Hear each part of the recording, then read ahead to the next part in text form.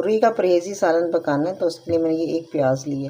प्याज लेके इसको स्लाइस कर लिया इस तरह, और थोड़ा सा गोश्त है क्योंकि ताज़ा पकना है तो ज़्यादा नहीं पकाना।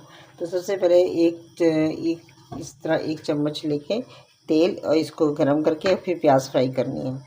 अब ये बिल्कुल थोड़ा सा तेल लिया है क्योंकि ये परहेजी सालन पकेगा। तो इसके साथ ही इसमें जो प्याज थी ये मैंने इसको ना गोलाई के रुख पे कटा। ये देखें, ये गोलाई के रुख पे कटी है, लंबाई के रुख पे नहीं। इससे प्याज का रेशा कट जाता है और ये जल्दी गल जाती है।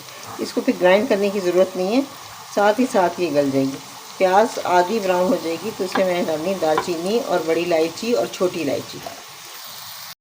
अब गोश्त के साथ 2 इलायचियाँ छोटी, 1 बड़ी के दाने निकालें और एक स्टिक इसकी है दालचीनी की। अब ये हमने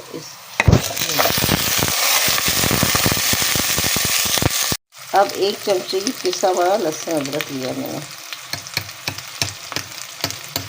और ये इसमें डालना है।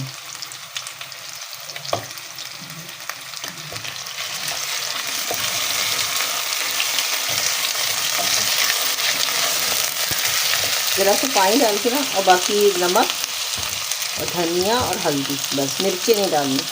नेचर्स फ्रेश का मैंने पहले तेल लिया था सरसों का, और साथ ही मैंने अब इसी का नमक लिया है। ये ज़रा सी हल्दी, थोड़ा सा धनिया और ज़रा ये नमक।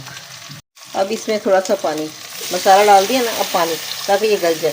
और आधा टमाटर डालना है क्योंकि गोश्त थोड़ा है ना, प्याज भी थोड़ी है, तो इसी हिसाब से टमाटर बड़ा।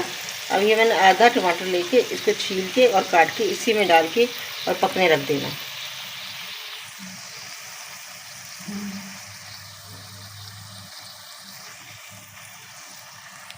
ये सालन ना, इसका मसाला गल गया। मुर्गी तो ऐसी जल्दी गल जाती है। मैंने इसमें 1-2 टुकड़े आलू के डाले हैं ताकि मुर्गी का जायका फ़र्क हो जाए। मिर्चें नहीं है तो नुकसान भी रह जाती है, जायका भी फ़र्क होता है इसलिए। और इसमें ये भुन गया अच्छी तरह, उसका ऑयल निकल आया। अब इसमें मैंने पानी डाल के गलने रख देना। जितना पानी डालना हो हिसाब से, ये कम पानी, इसमें आधा कप और पड़ेगा ताकि तैयार होकर ये इतना बन जाए। ये पतला का पतला ही रहेगा। ये 1/2 टीस्पून ज़ीरा मैंने भून लिया, ये पीस के मैंने डालना है। सालन तैयार हो गया, इसमें कोई गरम मसाला नहीं डालेगा। परहेजी सालन तैयार है।